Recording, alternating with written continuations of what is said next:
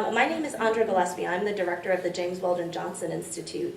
And on behalf of the James Weldon Johnson Institute, its staff and its fellows, and our co-sponsors today, the Carlos Museum of Art, I'd like to welcome you to the third installment of this year's Public Dialogues in Race and Difference series. So 4 times a year, we hold evening events to invite the community to talk about a contemporary issue that touches on issues related to race and difference, which is the mission of JWJI. Our next event will be on April 18th in Cannon Chapel at 4:30 p.m. and it'll be our annual James Weldon Johnson annual lecture. And we are pleased to have Dr. Nell Irvin Painter, Professor Emerita of History of Princeton University, who's going to be our speaker for this year. So I encourage you to please sign up on Eventbrite when that event goes up. So before we begin, it was very fitting, given the discussion and the theme of tonight's public dialogue, to have an introduction from our provost, Dr. Dwight McBride, who also is the Asa Griggs Candler Professor of African American Studies here at Emory. Dr. McBride has actually been a leading scholar on sexuality, so it is actually really fitting for him to introduce this program. And so with this, I'd like to welcome Dr. McBride.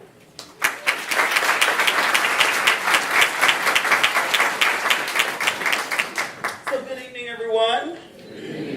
I think we can do a little better than that. I know it's been a long day, but good evening, everyone. Yes, a beautiful crowd, and the sun is out, and finally we got a little bit of respite from the rain, so I couldn't be more delighted to be here with you this evening.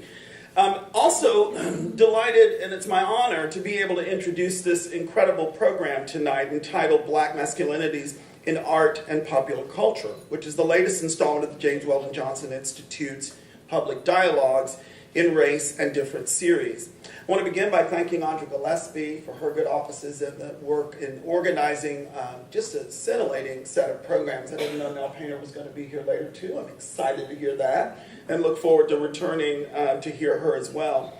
The Johnson Institute was established in 2007 by an esteemed African American Studies professor, Rudolph P. Byrd. It was the first institute at Emory established in honor of the achievements of an American of African descent.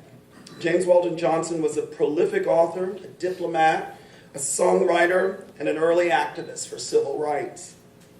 The mission of the Institute is to support research, teaching, and public dialogues that examine race and intersecting dimensions of human difference, including, but not limited to, class, gender, religion, and sexuality. In the tradition of James Weldon Johnson's life and work, a feature of the Institute is to produce new knowledge on movements for civil and human rights in the United States and abroad. So the Public Dialogue series is a quarterly evening program designed to explore a topical issue related to race and difference in a way that intentionally engages the public. Public engagement in scholarly work is something that we take quite seriously here at Emory. And the necessity for public engagement can be found in the warnings of the literary scholar and feminist critic Bell Hooks, who once bemoaned the limits of scholarly knowledge kept cloistered within academic halls, noting that, and I quote, "There will be no mass-based feminist movement as long as feminist ideas are understood only by a well-educated few." So I'm excited to be here to kick off this evening, and for a number of reasons. As an art lover and collector, I've been thrilled to see Fahamu Pecou's success and overjoyed to see his work currently being exhibited here at Emory's Carlos Museum. And if you haven't had a chance to walk through the exhibition, which is just here, I urge you to do so. It really is scintillating work. And I think it'll create even more questions for you once you have a chance to do so that you'll want to follow up with Fahamu on as well.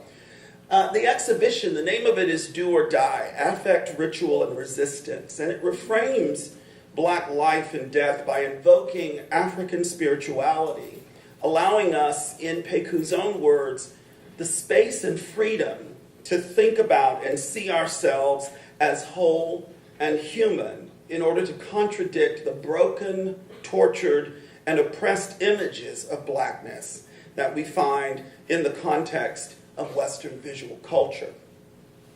Now, as a faculty member, as a literary scholar, a cultural critic, I've worked throughout my own career to expand our notions and representations of blackness and sexuality.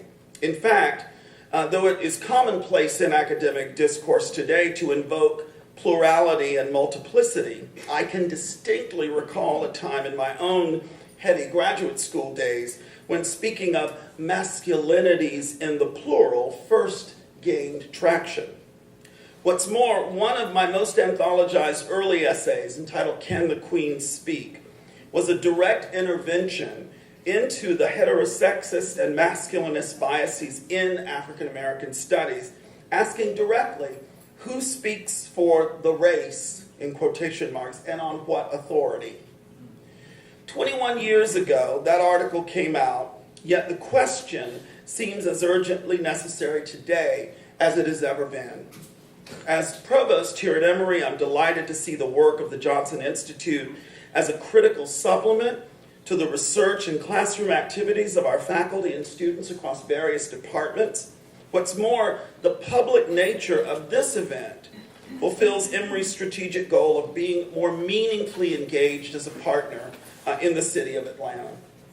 And a key part of this engagement is to raise the tough issues that are facing us all, to ask the hard questions, and to give the time and the space for challenging dialogue and exchanges. In this sometimes difficult endeavor, I often find some solace and inspiration in the words of the great African American writer James Baldwin, himself an early pioneer in the kind of intersectional analysis that probes us to think race, class, and sexuality together. Even ever the keen observer of the strictures and prohibitions inherent in so many of our conceptions of masculinity, Baldwin throughout his life consistently challenged these limitations and hoped for a more robust and honest articulation of what it means to be, as he once put it in an essay titled, the male prison, in the best sense of that kaleidoscopic word, a man. And I'd like to end here with a longer quote from Baldwin's 1961 essay collection, Nobody Knows My Name, reiterating the critical need for sustained reflection and examination of the type I think that we'll enjoy participating in today. And this is a quote from Baldwin. I still believe that the unexamined life is not worth living. And I know that self-delusion in the service of no matter what, small or lofty cause, is a price that no writer can afford. His subject is himself and the world, and it requires every ounce of stamina that he can summon to attempt to look at himself and the world as they are. The questions which one asks oneself begin at last to illuminate the world and become one's key to the experience of others. One can only face in others what one can face in oneself. On this confrontation depends the measure of our wisdom and compassion. This energy is all that one finds in the rubble of vanished civilizations and the only hope for our own. And with that, I will turn it over to our distinguished panel this evening and welcome you again to Emory and to this exciting program. Thank you.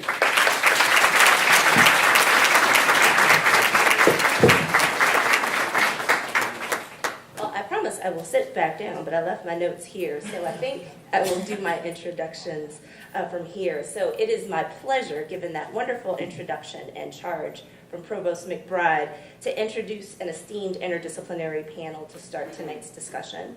At the far end of the panel is Dr. Zandria Robinson, who is a sociology professor at Rhodes College and soon to be at Georgetown University. Her work focuses on inequality, race, class, gender, and sexuality, the U.S. South, and popular culture and media.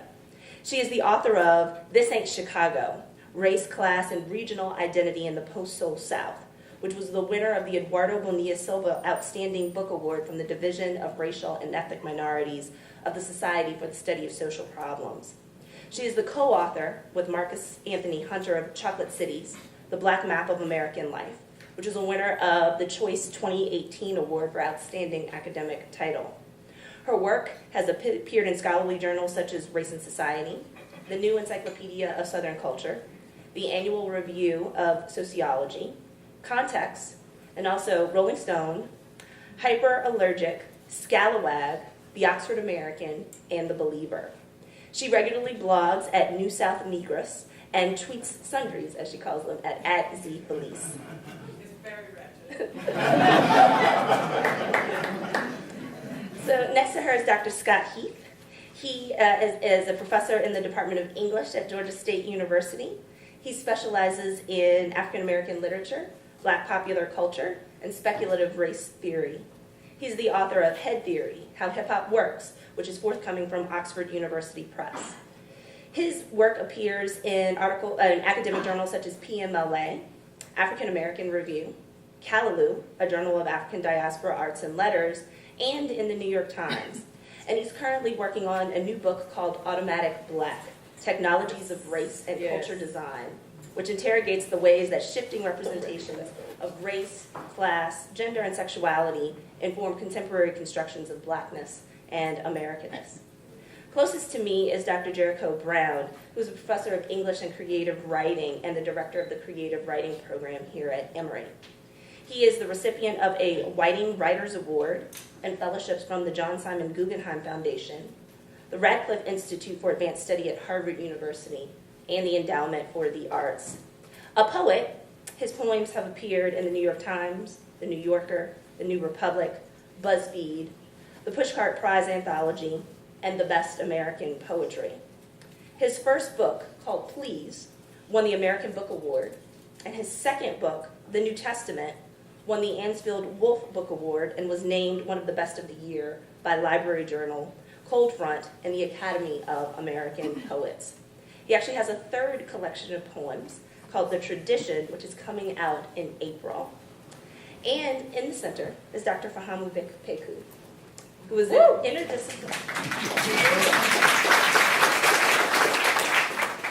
He's an interdisciplinary artist and scholar whose works combine observations on hip-hop, fine art, and popular culture. Pecou's paintings, performance art, and academic work address concerns around contemporary representations of Black masculinity and how these images impact both the reading and performance of Black masculinity.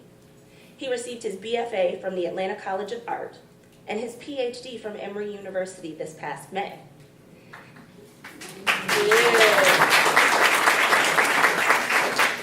He maintains an active exhibition schedule, as we note here, by Do or Die, being here until April 28th, as well as public lectures and speaking engagements at colleges and museums nationwide. In 2017, Pecou was the subject of a retrospective exhibition, Miroirs de l'Homme, in Paris, France. He's a recipient of the 2016 Joan Mitchell Foundation Painters and Sculptors Award. His work is featured in noted private and public national and international collections, including the Smithsonian National Museum of African American Art and Culture, Société Générale in Paris, the Nasher Museum at Duke University, our own High Museum of Art, the Crystal Bridges Museum of American Art in Arkansas, the Seattle Art Museum, the Paul R. Jones Collection, Clark Atlanta University Art Collection, and the Museum of Contemporary Art, Georgia. So please join me in welcoming this panel.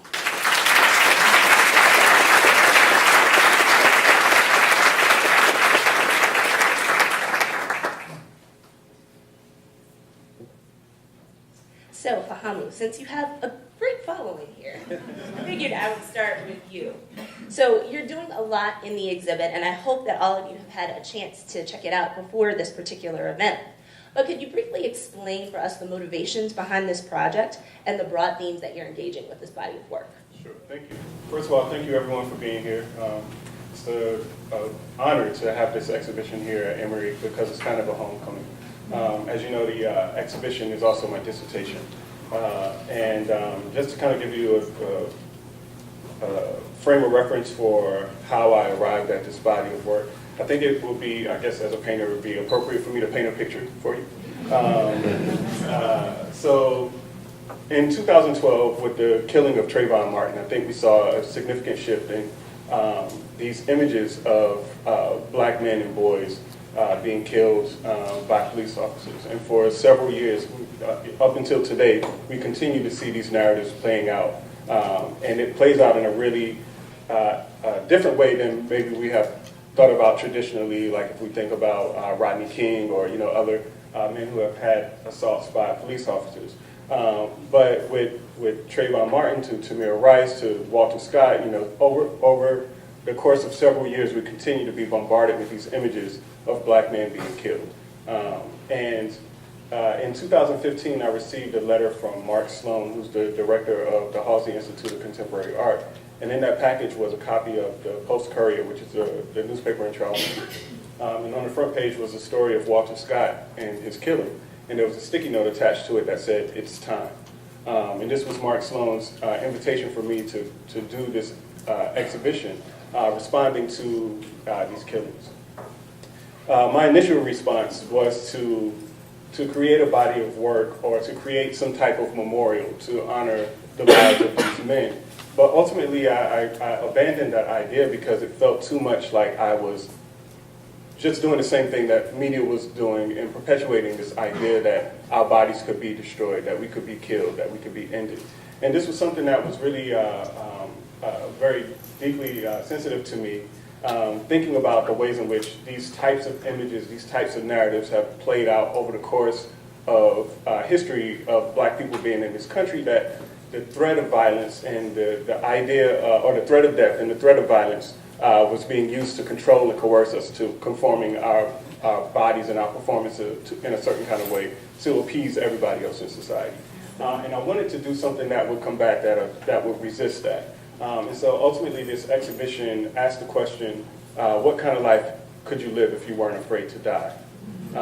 And by presenting our bodies as something other than being victims, as being subject to violence, but showing us as being redeemable, as being human, as being whole, as having a spiritual life beyond the physical, I felt that would be something that would inspire hope and change and ultimately give us a different way to think about our movement in the world rather than to think of ourselves as simply being death-bound. Well, thank you very much for that introduction, and I think that really does give us a nice foundation to continue the discussion. So first, I want to talk about life, death, and the afterlife, because those are clearly themes in this body of work. And so I want to talk about them in the context of blackness. And as a social scientist, I'd like to start with another social scientist. I'm going to start with Zandria. So we often hear people discussing the differences of the lived experiences of blacks, whites, and other groups. So what do we mean when we talk about differences in lived experiences, and why is it important to understand those differences? Well, let me begin with a philosophical, engagement before I get to the social scientific one, because I think that, oh, Jesus. That's a theological. My bad, Lord. Because I think that one of the things that happens, and we see it as a response to Black Lives Matter, is this notion that we're all human beings and all lives matter and everything, at the end of the day, we're all humans. But we know that from a structural perspective, none of us experience life the same. We can categorize ourselves into different groups because this is being done to us by the social structure, whether it's race, gender, sexuality, ability. And so we as social scientists attempt to account for what those differences are, and we find remarkable patterns of inequities. And so if we think about what's happening with the work that you're doing, what we see is a pattern of violence. I was so struck by the names on the Egungun, and just that this was such a multiplicity of bodies in there. We always think of our ancestors in the plural, but to think of this specific pattern of ancestors all exiting in the same way through this structural violence, there is such a clear articulation of the fact that our lived experiences are different. So some people may be wondering, when we talk about differences in lived experiences, how much of this is systemic and how much of this is explained by personal characteristics or personal decisions? So where do you sort of draw the balance? You know I'm a sociologist. I'm like, none of this is personality. Everything is structure. Everything is structure. But And I think there was a time when I wanted to think about sort of what are the individual factors, because we're encouraged to think about, well, how much of this difference is explained by the fact that you're just trifling. But for me, that just doesn't, when you look at these experiences in the aggregate, there's nothing there to indicate that anything about our individual selves, as much as we are trained in this idea of individual freedom, we don't have the kinds of power that would make it such that we can overcome structure, which is another reason why this exhibit in offering us a different way of thinking about what the outcomes of structure are. Here is a radical other possibility, an otherworldly possibility, an afterlife possibility. In the context of that, it seems that there is something to the individual there, but also in the collective. Well, let me turn to art and culture. And so I'd like to turn to Scott and Jericho. How do these differences in lived experiences manifest themselves in art and culture, particularly in the written or spoken word? Okay. I was waiting on him, but he's looking away from me. Like, I'm not talking. I'm gonna mention hip hop culture because I know that Fahamu, to a certain extent, works out of a tradition that involves hip hop as a theoretical model. I don't know if he calls it that, but I do, and I'll explain. And he and I have talked before about literature, about writing and spoken word, and I've said that despite those who bemoan the state of black literature or writing being produced by young people in the United States, I would argue that young black people are producing more literature at a greater rate than they ever have before. They just happen to be writing to a beat. And in that writing, there is a constant, over the past 40 years, a constant expression of a particular frustration. And I think that frustration has to do with determining an approach to trauma. And what you hear, and I know we're going to speak some more about violence too, what you hear in the heavily criticized references to violence in hip-hop writing, and I'll call it that for the moment, in hip-hop writing, is a real dance happening with a sense of the ephemeral, a realization that there is a real trauma in the air, and it is a trauma that's based around poor approaches to difference, actually. And it's a trauma that people in the United States have been experiencing for centuries, obviously. So what you're hearing, I think, in some of this current writing and some of this writing called hip hop, in particular, is a puzzling out of a response to that circumstance that may. I mean, of course, there's a structural element to it, but there's something very visceral that happens in that sounding, and that's part of why that sounding is so attractive as well. I'll stop for a minute. I don't know why you stopped. Well, you were staring at me, so I just, I felt like I was going too long. So. I was wrapped. I'll just add that I do appreciate how the exhibit makes it clear that art can be used. And I think this goes with what you're saying about hip-hop seems to me to be produced toward a use, which I don't think we've said enough about, right. Particularly in the construct of the way we're taught to see enjoyment, the way we're taught to see joy, is as if it is not use, but then that wouldn't be the case for black folk at all, right? It becomes the way through and toward endurance, I think, historically and traditionally for us, and definitely having those names. I was taken by this as well, Zandria, the names listed on your Google. I mean, it's an automatic visual of how the made thing also carries within it the pain of the soul, right? The literal lives inside the made thing. Let me make the thing so that I can have a place where I can see the lives, where I can see a representation. of the lives named in that way.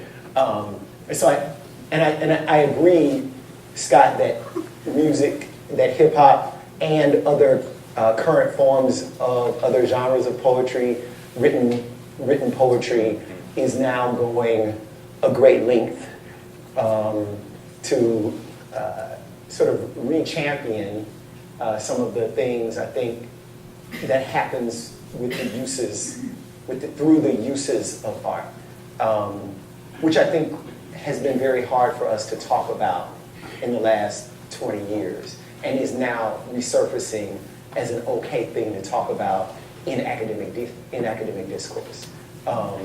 Is that okay? Did I do good? I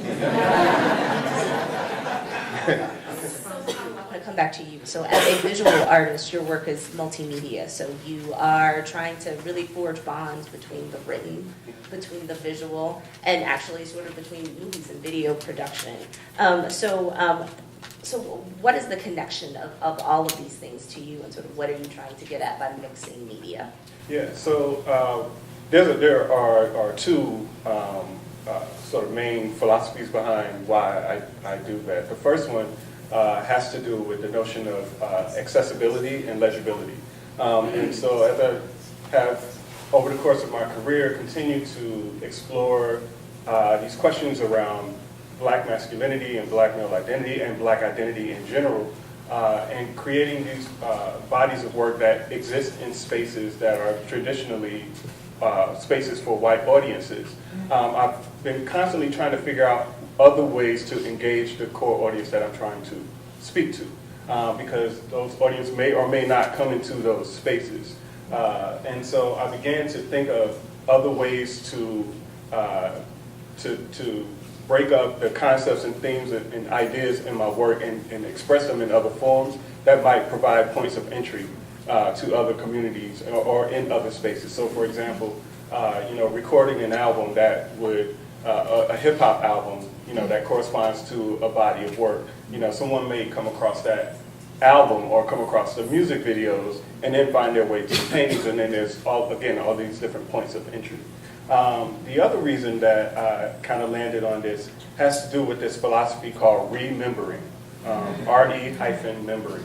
And for those unfamiliar with this philosophy, the idea is essentially that as African peoples, we have been systematically dismembered from ourselves, culturally, spiritually, physically, broken apart and scattered.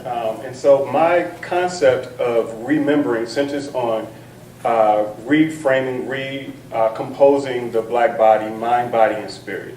And that's represented by the mind being the negritude, the concept of negritude, or the philosophical thoughts behind what it means to be Black. The body being hip-hop, the physical expression of Blackness, and spirit being Yoruba or Ifa spirituality. And so there's this mind-body-spirit connection. And so across my bodies of work, you see these different elements at play. You see elements of hip-hop, you see elements of negritude, and you also see elements of Yoruba spirituality. Again, it's this idea of remembering the Black body. It's really helpful. So, I mean, the theme of this panel is Black masculinities in art and popular culture. But, I mean, basically we're talking about gender. And so to have a conversation about gender, we cannot ignore women. And we cannot remember that of the ancestors who have departed in the ways that have unfortunately inspired your work, that there are women who are included in those and that we say their names as well. So, but the other thing that really struck me about the exhibit was the notion of fertility and the centrality of women to this in terms of thinking not just about death, but also thinking about life as well. So what role do women play in a discussion of Black masculinity? And any of you can jump in.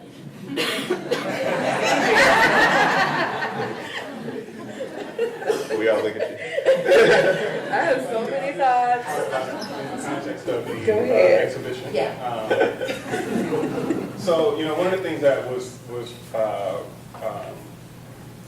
something that I really wanted to address in the dissertation was the impact of Black male death on the female body as well, and the ways in which Black women often become martyred in their own ways through the practice of killing our Black men and sons, right?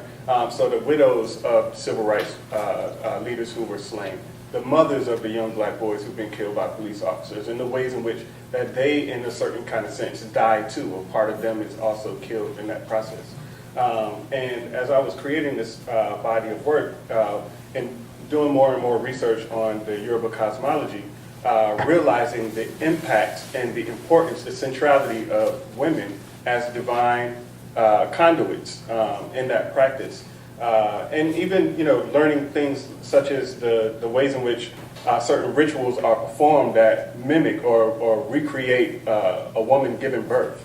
Those kinds of concepts were really important to me, and I wanted to kind of play around with that. So if you've seen the exhibition, you notice that the female figures are just referred to simply as God, because they are this conduit, they are this gateway between the physical and the spiritual world.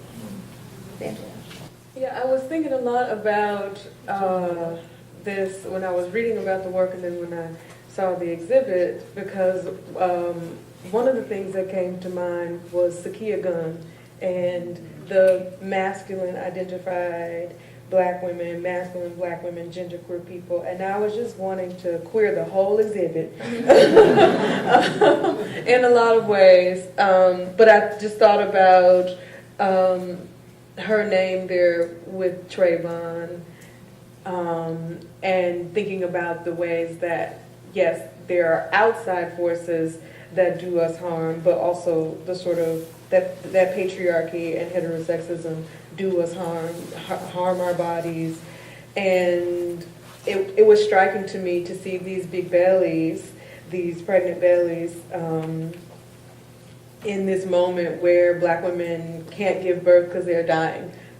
So the threat to just the actual fertility that is caused by violence, having to not only deal with the death of black men, but also dealing with the need to publicly mourn, the need to forgive, the need to wail and gnash and, put on a display, but then also the things that happen to black women in workplaces, the things that happen in terms of sexual assault. So I'm thinking about what would be the ways that you could represent, not you personally, but that we could represent the many, many, many traumas that black women and femme-identified people have to endure, but that they don't die. You don't even get the relief of death. You don't even get to go over to the other side, and you know what I'm saying? It's just, yes, so kind of like the black woman zombie apocalypse.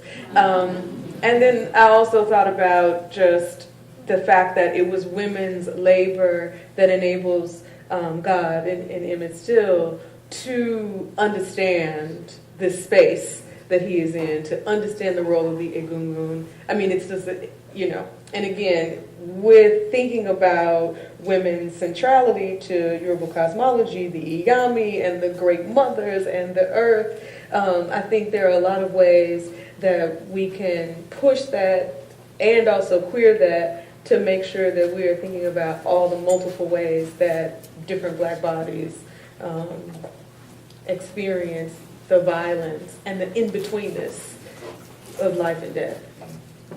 I was thinking about this as well, considering particularly the ways in which black trans people are endangered among us, and how that there's a way that violence, when we see violence by police, we very directly understand it as a function of the capitalist state, as a function of the whiteness that attends to that capitalist state. And we don't really have a lot of questions about that.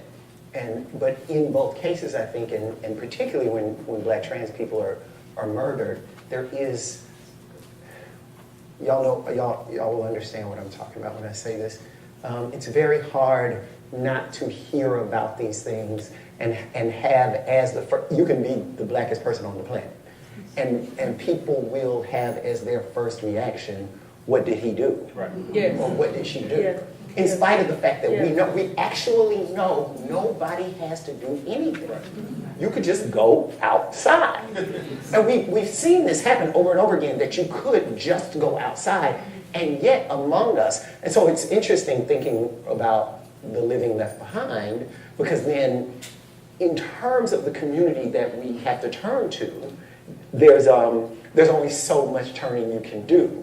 Because even that community, in some ways, I'm not saying that we ain't there for each other completely, but I am saying that in that community, because we've seen it over and over again, there's the immediate, and when loss has happened, that people want to ask, well, what did you do? Well, wait, what? And what happened is, even if there's a thought of a mistake, and this goes back to what you're saying about respectability, right? Even if there's a thought of a mistake, somehow someone was out of line because they were mistaken, right? And this is like... In their bodies, they were mistaken. Exactly. By not fitting in one of these sides. They were Exactly. mistaken. Exactly. And I think, to that point, too, I think it's also an effect of that threat, that this threat that looms over, that you have to find some reason to justify why this killing occurred, so that you can then remove yourself from that, right? So it's like, okay, what did they do? Let me make sure that I don't do that, so that I'm not the next victim. Okay, where was I? Right. Then you live a life based on nots. Exactly. And that ain't a life.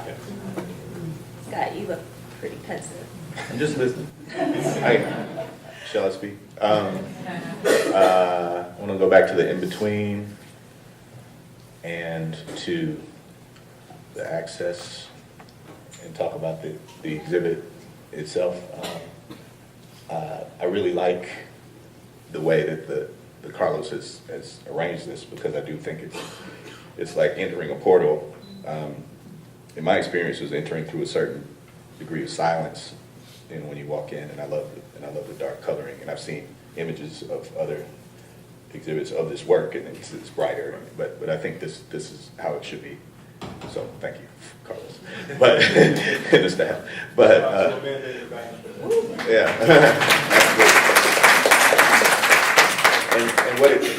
And what it does for me as a viewer is I walk through a bit of silence, and then when you get back into the guts of the exhibit, you start to hear the heartbeat of the thing, which for me is the echo coming from the image still piece, and which derives its name, of course, from with reference to the death of 14-year-old Emmett Till, 1955, and so I spent some time with that piece, and it's interesting because it does for me evoke questions of the in between, because what I see at first is a really sort of ordinary scene, and I have this piece of work where I call it the Black Quotidian, just guys playing basketball, and it's in black and white, and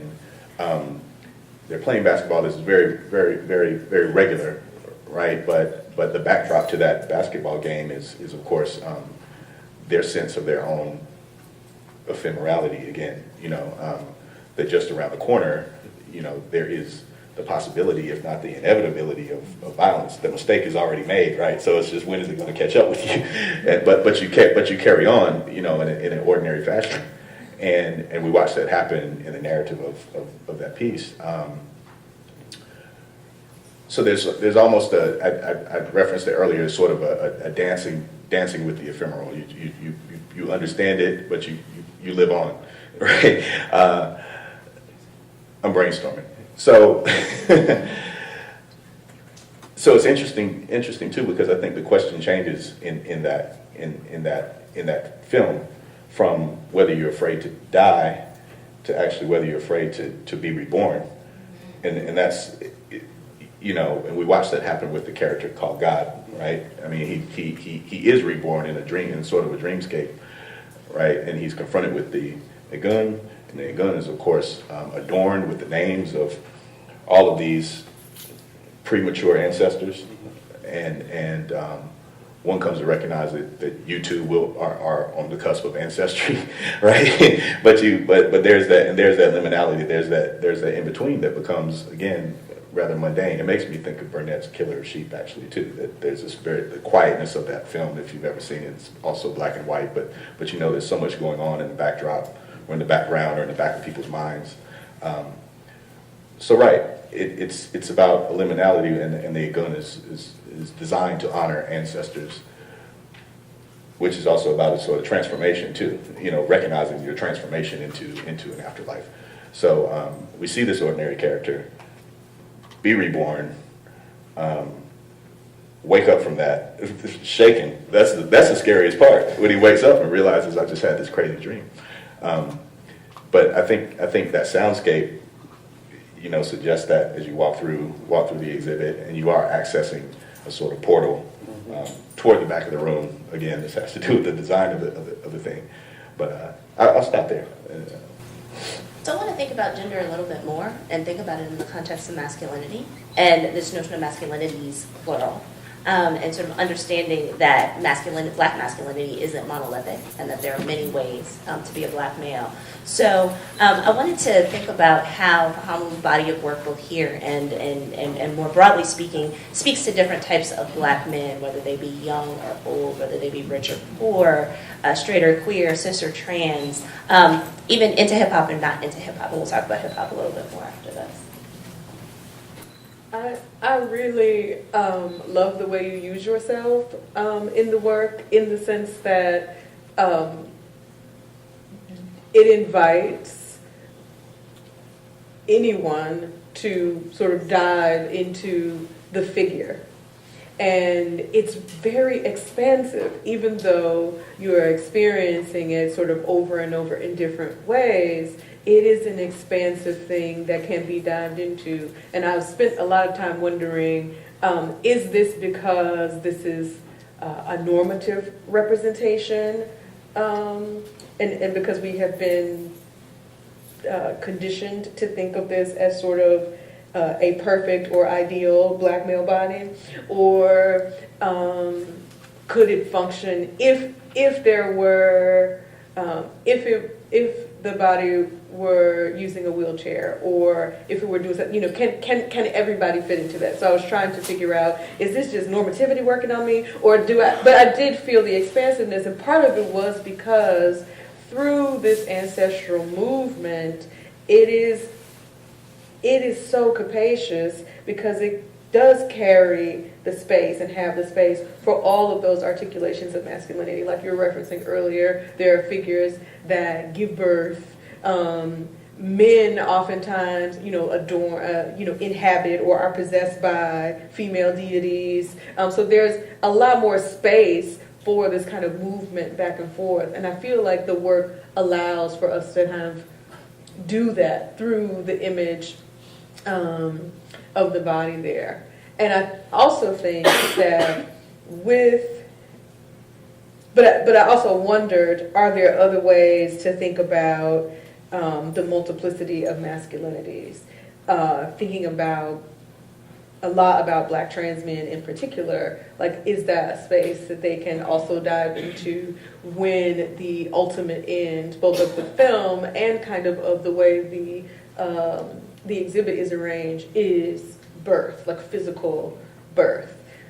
But then the corollary, the other side of that is that as a metaphor, birth allows us to be reborn or to give birth to something or to birth ourselves again, whether or not we have the capacity, the biological capacity to do so. So I feel like there's a lot of, I don't know if that was intentional, but I feel like there's a lot of space that you left in there by keeping the figure of the man in all of the representations as somewhat static, except for in the reflection piece and the video piece of the Egungun, which is so amazing, and the way it was reflected, it was just, that was wonderful. There is where I was like, this is the most potential for these multiple masculinities, and we can all get in there, women, queer people, everybody can get into that space. So I wondered how you were thinking about letting multiple kinds of masculinities in, and what was the function of kind of having a static thing throughout that we can all map ourselves onto.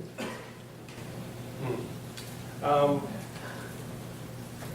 think, largely this idea of multiple masculinities is something that can be more intimately explored across like the broader body of work that I've created, like beyond this exhibition. And people often ask me, you know, why do you only do self-portraits? And, you know, why do you only paint yourself? And I'm always keen to acknowledge the fact that yes, it is my body, but they're not self-portraits. And it's very much about you know, sort of being a chameleon of what Black masculinity is supposed to be. Because my first encounter with your work, I thought about how, and I didn't mean to interrupt you, but I thought about how your work embodied the intro to Key and Peele, where there are all these different kinds of Black men. They're in all these different scenarios. They're doing both multiple race kind of thing and a multiple masculinities thing, but your work really does do that. So when I came into the exhibit, I had kind of have those other memories as well that I just threw onto that. Yeah. Mm-hmm. Put me in, Coach. I did want to jump in because I've had the good fortune to follow up close some of Fahamu's work over the years, and if you haven't seen the Visible Man book, you should check it out. You know, it'll give you a sort of timeline in a way. So I'm going back to the neo-pop era. The neo-pop era is one era. Well, moment project. Neo-pop project involved the artist painting. I've asked you this question before. I'm going to come back to it again. Whether it's painting himself or painting a figure, a character, but placing a figure who looks like him on magazine covers and art magazine covers and things like that, which is interesting because it does suggest perhaps a desire for legibility. You know, you're actually on something that people are supposed to open and read, right? So there's that up through the Gravity era, in which that figure reveals more of his body, a lot more shirtless imagery, sagging pants, with also a nod toward the cultural excesses, because it's a deep sag with many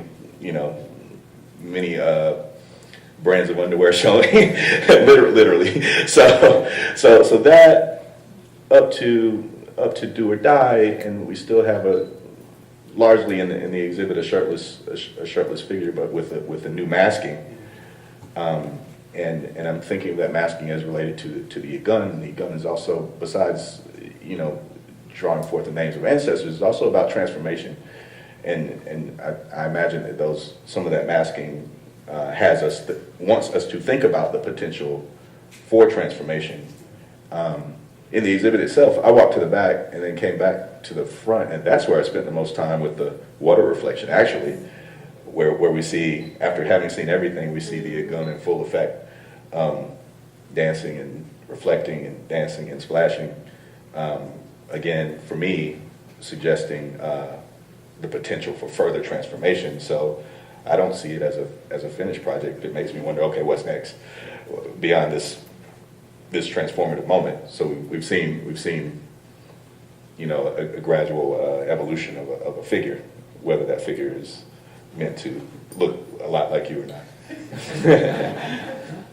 And I don't know, are you that muscular? You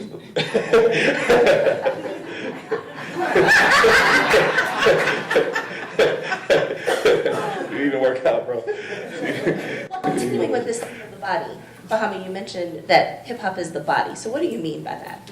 So, like, hip hop is the corporeal expression of in my opinion, it's the corporeal expression of like Black culture. And I don't just mean the dance, but when we think about the fashion, when we think about the performative aspects of it. So it becomes a very corporeal expression of Blackness in ways that maybe other Black art movements were not as physical, right? So if we think of the Harlem Renaissance, we're more thinking of, there's obviously dance and things like that, but we think of it more in terms of like sonic, like music, or literary. Hip hop is a very, very physical expression in all of its forms, whether it is, even just the physical act of writing, like, thinking about the ways in which hip-hop artists, oftentimes brag about the fact that they don't write down their lyrics, like they just get in the booth and then they, record. I don't know how true that is, but but I just think that this idea of physicality is almost inherent to hip hop. So if we think about physicality and we think about hip hop lyrics, especially thinking about violence on bodies, what can hip hop say about that say other black art forms like blues or jazz can't? I'll say something. I haven't talked to him in a second, but I don't know that I'll answer that question. I did want to say this about hip hop, and in particular the reflection with the water, where we get to sort of see the dance happen in different ways.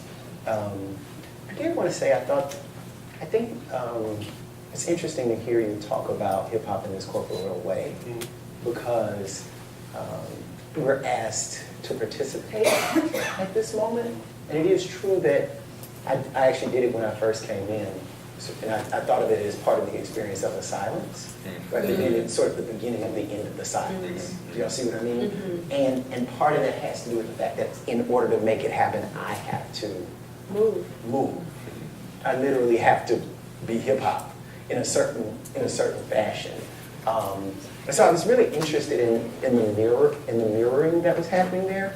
And I was also thinking about what you were saying, Zandria, something about that, like something about the fact of the water, which always makes me think of words like submerge. Also made me think about the way, in the exhibit, throughout the exhibit, we have to see Fahamu seeing himself, which I think also has a lot to do with that list of names, has a lot to do with Black expansiveness, being able to see oneself in others and others in oneself. But in particular, watching the film, you think, or at least I do, now he's got to like run around and look at the camera. Do y'all know what I mean? Like he's literally got to like take the thing off to see what happened. And then he's got to put the mask back on again, right, in order to enact. Because like that time wasn't right. Do you understand? I can't see myself unless I take the mask off, and then I can't really be unless I put the mask on, which I'm really interested in what's happening there and how I get to, the reason why I know this is art is because I get to participate in it. So, and that's what I love most about it, that at those moments my mind has to ask these questions about not just how Fahamu sees himself, but how I see myself, given the violences, given these inevitable violences around me. Think about violence upon black bodies in hip hop and art, broadly speaking. I think we would be remiss, since we have hip hop scholars here, to not sort of address those issues and to think about, put this in the context, put this in a social context, put this even in a political context, put this in a literary context. So. Yeah, I mean, going back to the idea of the mirror and the reflection, oftentimes when hip hop artists are confronted from Uncle Luke to Kanye, it's about, this is a reflection of American society. This is a reflection of where we are and who we are and this particular moment. And going back to where we started in the beginning about sort of individuality and structure, individuals and collectives, there is this idea that, unfortunately, black people are held to a higher standard of community togetherness than other groups. We are supposed to sort of transcend our human feelings, our human conflicts within the context of capitalism, and then just also not be violent. And so I think that hip hop in and of itself is doing that mirror work, and we see a tremendous amount of masking and unmasking. I'm interested in that middle space where we can't be ourselves without, where we can't move without the mask, and where we can't see. So I'm interested when we're like, oh, what is that? And I think those are the spaces of possibility. I think that's what Childish Gambino thought he was doing with This Is America, Bless His Heart. But trying to get into the middle I think, and so I think that, no, seriously, he was trying to get into the middle. It just didn't function in that way. And so I think the outside in, Kanye shrugged. I think the outside end of that is one of these places where we have to start to interrogate violence, the structure and culture, that kind of duality stuff. Maybe he was trying to get in the middle. I don't know. I watch Atlanta. No, I think he was trying to. No, I think he was absolutely trying to get in the middle. I don't think he made it to the middle. Yeah. I watch Atlanta too. Does it make it to the middle? Well, what he does is plays with that quotidian again. I mean, it's a very surreal setup in that program, but again, there are these very ordinary things happening with these casual violences, that just occur, and it's an otherwise very quiet sort of narrative. But I'm thinking about hip hop and there's something happening. It also reminds me of Kill Rashid, but I'm thinking about a layering and remembering back through Fahamu's work phases. I think there's a layering with that figure that happens, and I think that type of layering happens in hip hop generally. I mean, we have the traditional elements of practice, right? But hip hop, I think critically, I think it is critical, and it is about a certain type of revision of culture. So, it's about repurposing found objects. It's about redeploying cut and paste technologies, especially with sampling. It's about rededicating public space, turning sidewalks into dance floors and things like that, or subway cars into art galleries, and it's about rerouting ordinary narratives, retelling these stories. And people ask the question, what distinguishes hip hop from, say, the blues or jazz? And I think it's working in those same traditions. Maybe if I were to name one thing that distinguishes hip hop, it might be the newer technologies that allow for amplification of what's already been happening. And part of what's been happening is a cycling and a recycling, again, especially with sampling and taking things from here and taking things from there, and realizing that they are or can be layered toward a different type of literacy, toward rereadings of things. And again, back to the Emmett Till film, I like the clipping of James Baldwin's work. I think he's speaking probably from 1964 or 1965. I heard pieces of The Fire Next Time, right? Yes. Buckley, and he's asking these questions about the disposability of black bodies and black people. It says, here you are, you're 30 years old, and you still haven't managed to get out of the trap. And we talk about the trap pretty often. I'll let you expound on that. But you're 30 years old, and you still haven't gotten out of the trap. You still haven't gotten out of the trap. And then the sample from Kanye West's interview, and I know people have feelings about him these days, but he's asking the questions maybe 4 years ago about redefinition, about self-determination. I was going to say self-transformation and naming, and why I call myself a god, but why does that not sit well with you when I can call myself all these other things? And so your work seems to over time move toward that, a particular potential divinity, or it's certainly a consideration of a particular cosmology in transforming that character. Yeah, I mean, as you were talking and describing, the effects of like sampling and layering in hip hop, I can't help but to think again about a gungun, and the actual physical making of a gungun is literally layering of years of memories of objects of things, that such that the reading of this a gungun is not just this one moment, but it's all of the moments, right? And that essentially becomes, maybe again, like you said, a major distinction of hip hop is that hip hop is not just right now, but it's now mixed with 1975, mixed with 2035. Like it's things that have, it's like past, present, and future all at once. And Well, so I want to just ask a question. I just want to be sure that everybody understands the Yoruba imagery that you're using and understands what the egungun is. So can you explain what that is? And how does your invocation of the egungun relate to people who might be more familiar with a Christian or an Islamic tradition? So egungun is the Yoruba word for ancestors. And in the Yoruba cosmology, egungun veneration is a really significant and central element.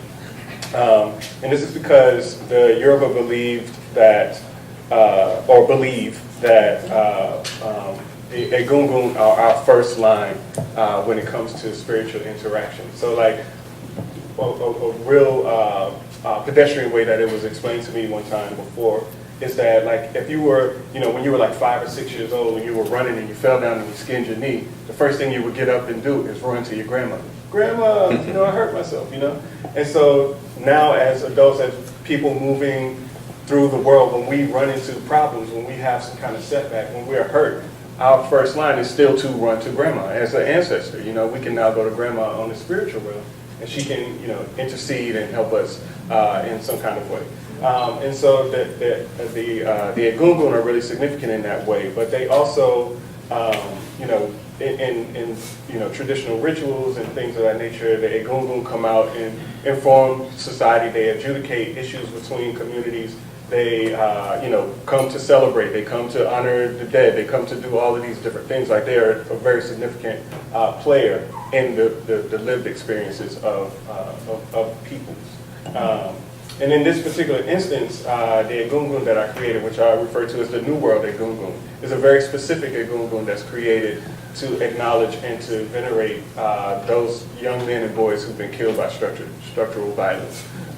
And so it's very specific to elevating those spirits from a place of trauma and to help them to, find some relief. Well, I was going to talk about hip hop and the difference between hip hop and jazz and blues. Maybe you just got at it through the connection. I think the connection between the egungun and hip hop itself, in that it is outside, it is outer, right? That it is literal, mask, look at me, I exist, and that seems to me to be the way hip hop moves. In a way that I don't think jazz and blues does in the world. Jazz and blues don't come with graffiti, for instance. Do y'all understand what I'm saying? And sampling is just like ancestral reverence. Ancestor veneration. Well, I also think it's supremacist, though. I have to say. I agree with you, but I think hip-hop, there's something that happens in jazz and blues where you'll take a standard by a white person and you turn it into something else. And my sense when I hear the something else is, oh, that's something else. Look what I did. Absolutely agree with that. Do you know what I mean? Yeah. But in hip hop, when you sample something by a white person, it's like literal, it obliterates the white person. Yes. Do you understand? Like something else happens to the fact of what was. Well, I don't know if I agree that it completely obliterates, right? Because a part of the sampling is about tapping into whatever that thing already did. The life force of it is you want to build on that. That's the critique. That's the critique. And by critique, I don't mean criticism either. But that's taking the object, that found object, and turning it over, or reapplying it in a particular way. And that happens. That does happen in jazz and in the blues too. Definitely in jazz, taking European instruments and actually doing something totally different with them. Imagine, do we think of the saxophone as a classical instrument? For classical music, not necessarily these days, but doing that with the blues and it's inevitable call and response, even when it's just one person in a room. And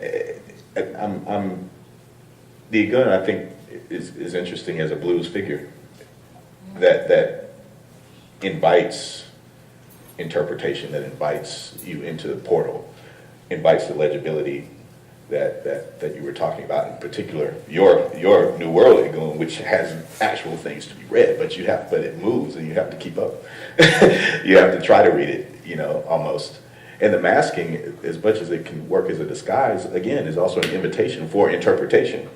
You know, you can see what you want, whom you want in that mask. I like one last thing. I like that it began well, I don't know if it began in Charleston, but just thinking about again the water piece here. Charleston is a port city.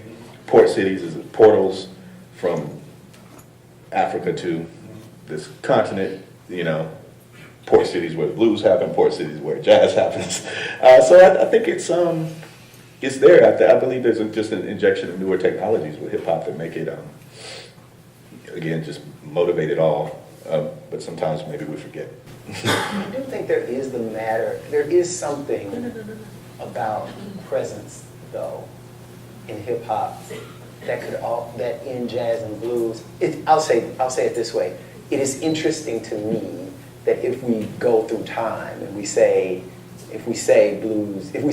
jazz and blues are at the beginning of something, and then it turns into R&B, but then what does it turn into before it becomes hip hop? And it seems like the middle place is funk. Right? Yeah, I want to. And I think there's something to be said for the fact that funk seems to me where the black popular artist literally begins to look different. Do y'all understand? Like it looks like I'm doing me. Do y'all understand what I'm saying? Which is very different from what happened. I mean, not that there aren't really crazy hairstyles and things happening in terms of jazz and blues performers, but you know, they're also not coming on stage in a diaper. Do you understand? Yes, and I think I'm interested, going back to what you were saying about time, hip hop is past and present and future, and this future, this both future that funk signifies on and this otherworldliness that we don't know anything about, this weirdness, this sunrise, I am not of this world, that I'm really interested in these middle spaces, because also what I was thinking about the exhibit was, we are in the South, where is the hoodoo? Hoodoo would be the intercessory, another intercession space, if we were thinking about the water and the passage and the bringing of Yoruba, and then the syncretistic blending of religions in the New World. And hoodoo is that practice that Southerners, Black Southerners in particular, engage in to also keep that connection, even when they don't know anything about the Egungun. They don't know nothing about it, but they do know. I mean, you can see, you could lay a map, you could lay a photograph over some of the aspects of the exhibit and put, a sort of Black Southern author and these things. So I'm kind of, and funk does that. Disco does that a little bit. It's these spaces that are on the outside, but also in between. Spaces and places that are both future and not any time, outside of time. Those were, the kind of, and again, going back to the reflection, you could see all of that. I just wanted to stay with it so long so I could find those middle spaces in between. Because there was a lot of possibility there. So I want to ask one final question to wrap this up before we open it up to the audience. So how does the exhibit, or broadly speaking, hip-hop, actually speak to ideas of resilience and actually to nurturing Black people in all of their intersections and complexities and all?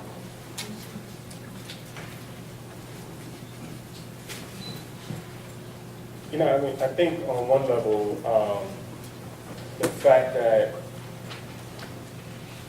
for the most part, hip hop has never really required you to have something else to participate in it. You know what I mean? Like if I wanted to, be a jazz musician, I needed a horn. I needed an instrument. If I wanted to, be a writer, I needed, a book. Hip hop is like you just come as you are, and which again goes back to this idea that it's really sort of there's a real sort of physicality to it. It's really about you bringing whatever it is that you do to it, which I think sort of democratizes hip hop as a practice. That, again, it doesn't require you bringing a whole bunch of things to it in order to participate. And I think in that way, it allows a sort of accessibility that other maybe mediums or art forms don't necessarily allow for. That's why I like to think about it as a theoretical orientation, really, as a way of being and thinking, you know, and one that can be applied or practiced through any number of forms or mediums. You know, we say hip hop, it doesn't mean just rap. Of course, you could be talking about DJing, you could be talking about aerosol painting, you could be talking about dance, you could be talking about beatboxing, you could be talking about fashion, you could be talking about, I mean, it can go on. And arguably, you could do that with jazz or blues as a framework too. I just think with hip hop, it becomes more readable as that, but not necessarily brand new. I think hip hop has been renamed a few times, or maybe it is a synthesis of things that have been built up before, a structure that's been built up before. But I feel like even at that, like even with jazz, there are certain rules, you know, and standards that apply, like, you know, that are abandoned with hip hop. Like, you know, you don't have to, you know, I mean, we talk about it now, and people complain about, you know, trap, you know, rap music and bubblegum hip hop and whatever you call it. You know what I'm saying? Like all of these different, like it's like whatever I want to do, I'm going to create and just, you know, carve out a new niche wherever you see fit. You know what I mean? Now that happened with jazz too, though. Yeah, but still, from big band through the people who hated Coltrane to and so on and so forth. There was like expectations for it to qualify as, you know what I'm saying? That don't necessarily apply. I think on the question of resilience, the resilience is about the adaptability and the ability to move and the ability to experiment and the ability to stake a place on the margin and go there and make something new there. I think that's what a lot of the sort of innovation, technological or otherwise, that we're seeing with music, at least sonically, points towards. But it's also in this sort of big movement of blackness back and forth on top of itself, the layering of a particular kind of we are going to survive at all costs. And we are going to do so joyously and not with joy as excess, but joy as requisite, and joy as pleasure. I think that pleasure is one of these things that is on the boundaries there that we need to call in sometimes. So I think there is a lot of possibility in hip-hop in particular as a production space for resilience, but I think that it's made possible by the adaptability of Black folks to not only these different forms of articulation, these different media, but also to these different conditions of labor that we find ourselves in the new world, from enslavement to now. Thank you for bringing us back to the actual question about resilience. Well, that was part of it. Which you know, reminded me of my thinking about that. The question that may be shifting in your work is not so much are you afraid to die, but are you afraid to be reborn? Are you willing to transform? And often we're very resistant to that, to that transformation. So You gotta let the Lord make us over. So I want to open it up to questions from the audience. So here's how I'd like to do it. If you have a question, please feel free to line up in the center aisle. I'm going to come with the microphone and hold it up for you. If you have tweeted something, I'm going to ask my assistant director, Rhonda Patrick, if she could just look at those and then just pass those questions along to me. What I will ask is that you keep your question short and that you keep your question a question. And I'm going to invoke the Black Christian Church tradition that if I need to put my hand on you a little bit to tap you, I won't hesitate to do that. So I'll give you a minute to line up. All right. Let's start over. Peace and love, all. My question was in regard to having followed your work from Southside, Cliftondale Road, seeing this exhibit where it dealt with death. and style-wise, all of the evolution and the different iterations and rebirth. How do you relate like this body of work now, this dissertation work, especially the water in the Egungun, to what you presented way back then? Yeah. So maybe like fortunately and unfortunately, like considerations of death have figured in my work largely over the course of time. And I think in many ways, coming to this exhibition has allowed me to answer some of those questions that I might have had, or at least allowed me to articulate some of my feelings around it in a way that was helpful and restorative, right?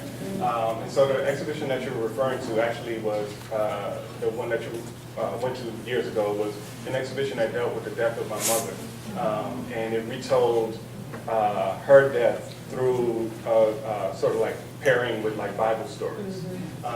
And for me at that time, I was really still struggling to understand that, like how my mom's death impacted me and shaped the person that I became. And so coming back again some almost 20 years later, to this body of work, it was almost like a full circle, return to allowing me a way to kind of contend with the fact that yes, we're all going to die, right?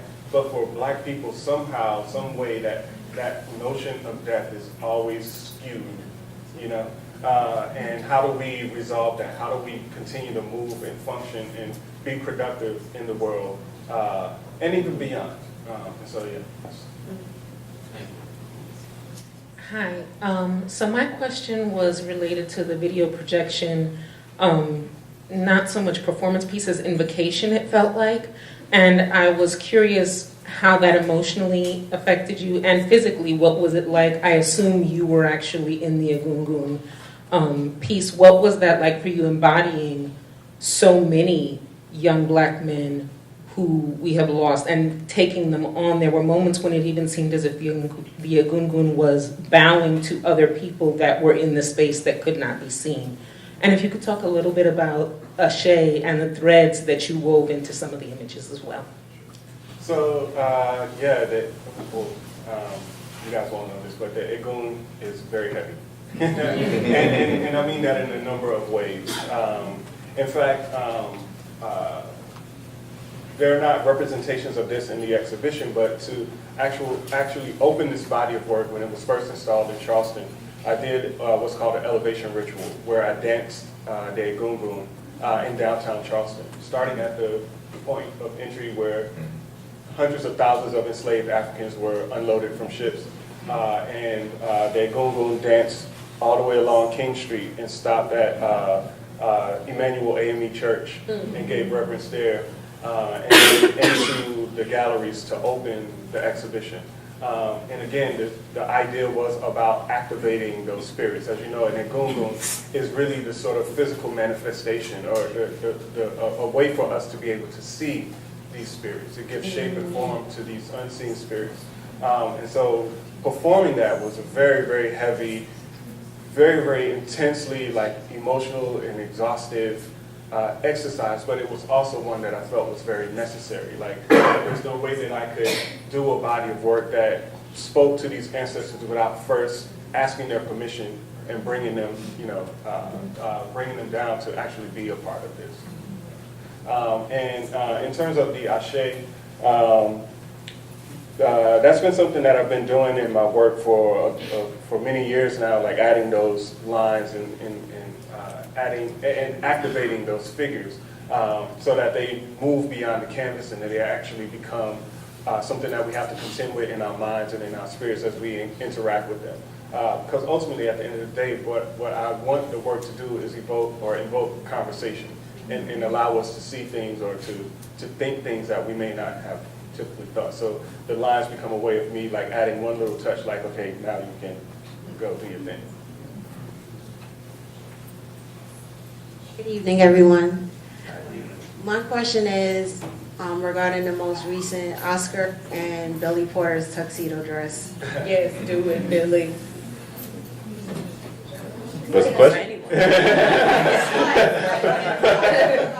Yes, do it, Billy. Yes, do it, Billy, is my thought. Do it. That was amazing. I personally, I mean, I think it was striking. I don't know that I really thought very deeply about it, but it is very visually striking. And he got the poses down.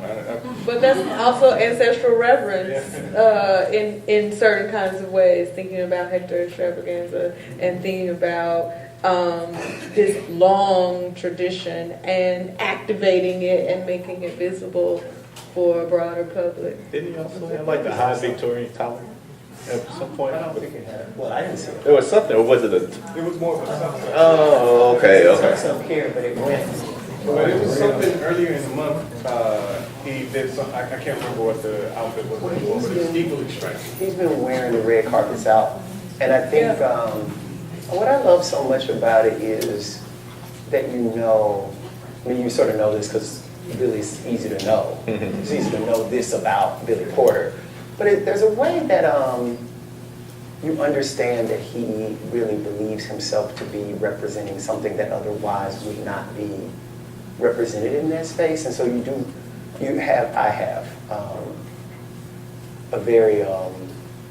have a heart feeling about that, about seeing him over and over again, figuring out, when you can I sort of imagine him saying, oh, they invited me, I have to be on the red carpet, and I have to bring these folks with me.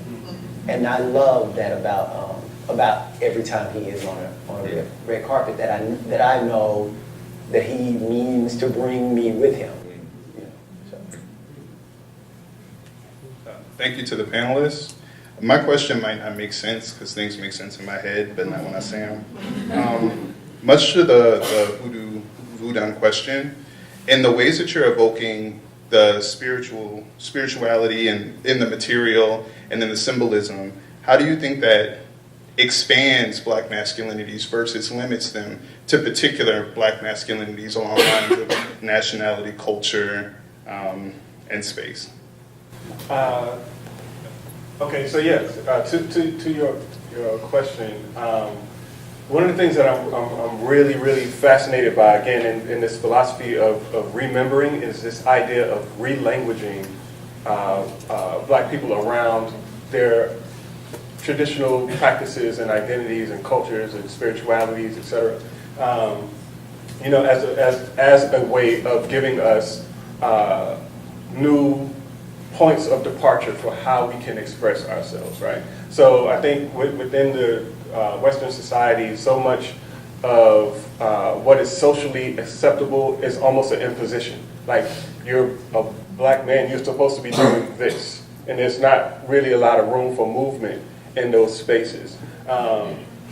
Going through and working with Yoruba cosmology, even thinking about it in terms of hip hop, even thinking about it in terms of expressions of negritude, like all of these different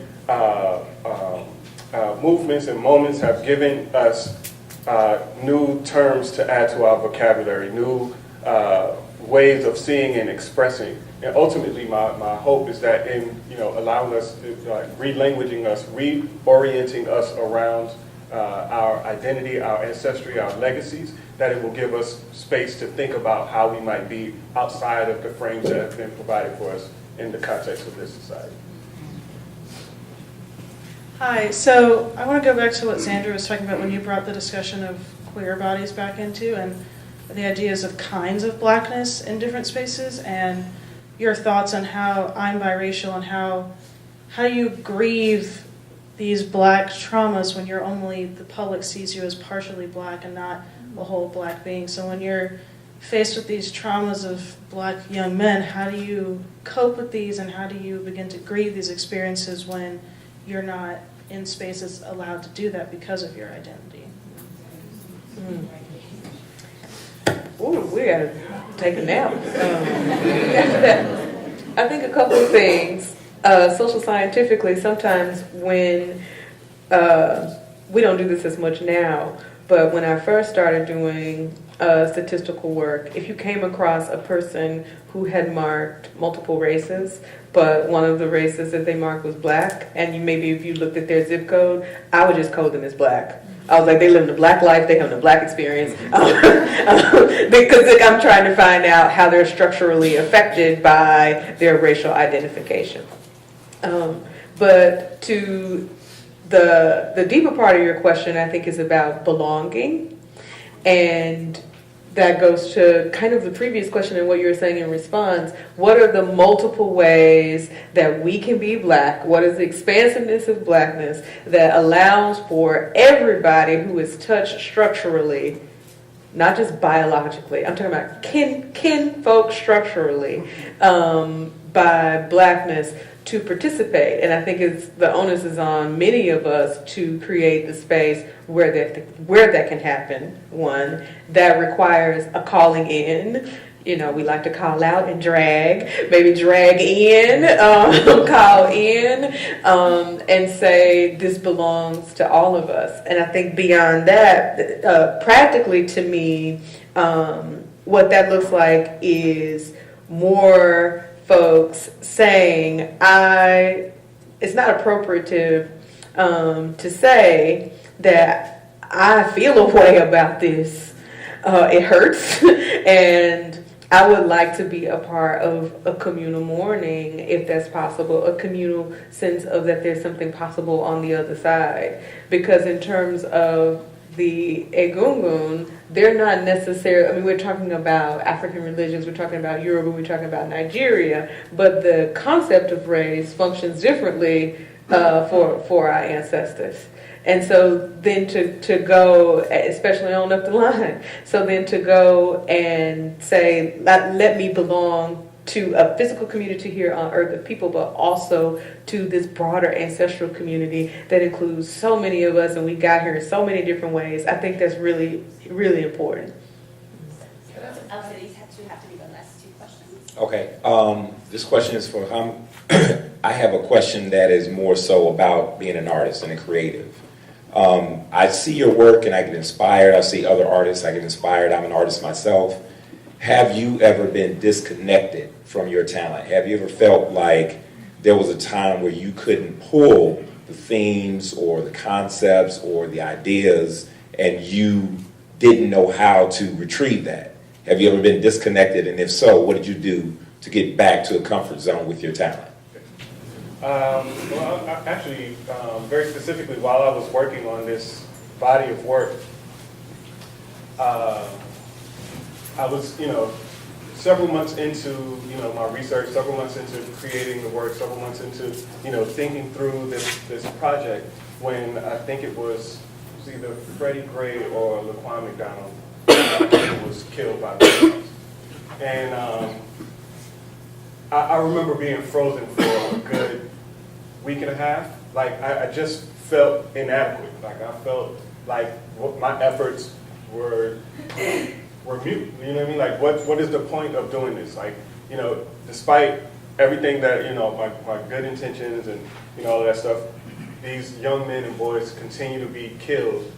What will, making some paintings really do, to stop that, And I really felt dejected in that moment.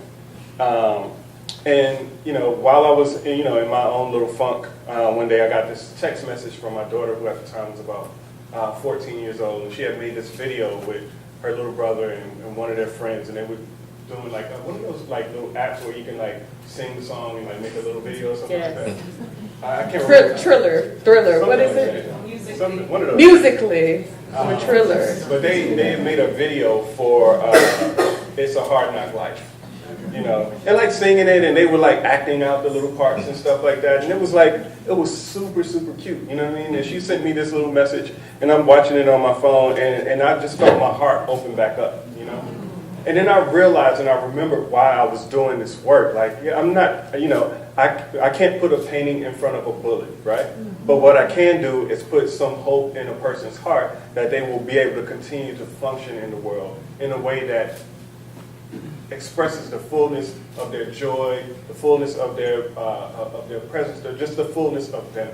And yes, we're going to still have to deal with tragedies, we're still going to have traumas, but we can still live. And that just kind of gave me the fuel to keep going and to keep pushing through it. So it's those kind of moments. It's like sometimes when I find myself in that funk, it's life that comes back around. It's like, hey, let's keep going, buddy. Can we, Jericho, do you remember what you were going to say in response to the previous question? You were going to say something I else. was just going to say something about how one of the, for me, I mean, I think this happens. Maybe this didn't happen for everybody. It does happen for me, and I guess I think I have it in common with all the black people. Part of the frustration of grief and of grieving as a community also has to do with the fact that you understand that there are people who are not grieving, which is always really difficult. It actually makes me want to cry right now. It's really difficult to think that folk can see an 18-year-old boy's body in the middle of the street for hours without it being covered up, and people trying to stop the guy from covering it up and all that. That people sort of can move forward without being stuck for a week and a half, right? How has that happened? Do you know what I mean? So I was just thinking about that given the I don't know because of the body that I do inhabit, but I would like more signs from the unexpected that these deaths are deaths of humans, and I don't see a lot of those signs, and those people are still the unexpected.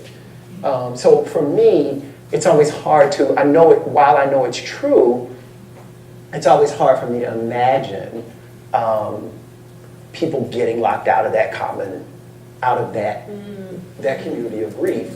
Because for me, I'm always looking won't y'all come over here and grieve with us? Why are y'all going to work? Y'all just don't go to work? Do you know what I'm saying? And something about the question made me think about that. Hello, thank you to all the panelists. My question is specifically to Dr. Pecou. I'm overwhelmed and I'm struggling to articulate this, but my research is on object performance. And so I'm on your thread of remembering, because object performance is one amputation that we suffered in the Middle Passage. We were not permitted to create figurative representations of ourselves, specifically because of their spiritual function. So I wanted to ask you about the painting with the threads, because in my own writing I've been looking at the lynched body as a marionette. And so those threads for me are some sign of the black body not being a puppet, an object to be manipulated within the system, but of something more hopeful. And so I'm asking if you could speak a little bit more about that image. Thank you. Sure. So yeah, well, to that end, all of the paintings have those lines in them. And again, it's really about activating those figures, activating the ashe in those figures. And as you were referring to, the figurative objects or the spiritual objects that are created, by African peoples, often those objects are invested with ashe. Even in the simple act of creating and putting a touch of love, putting a touch of flair, putting a little style into it, this is adding ashe to it. This is giving it, its own identity and personality. This is giving it its own life. And for me, that is essentially, the aim is that, these works become animated in their own right, that they exist separate from me, or that they exist separate from, just being objects, but that they become performative in their own right. And I think that that's important, and I think that lends itself to the traditions of our ancestors, in the ways in which they created. But I also just wanted to add one quick thing about grief, if I could. And I think that there is something to be said around the stigma that is placed on us for even thinking about expressing grief in the first place.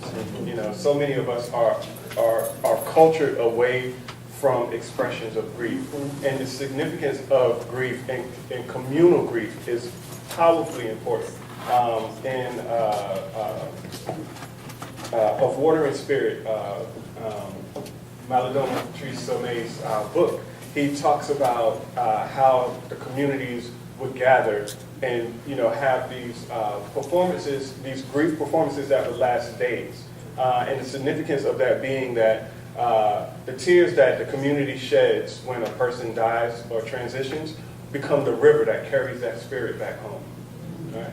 And in the piece that you guys kept referring to with the reflection, that piece is actually called Water and Spirit, and it's inspired by that sentiment.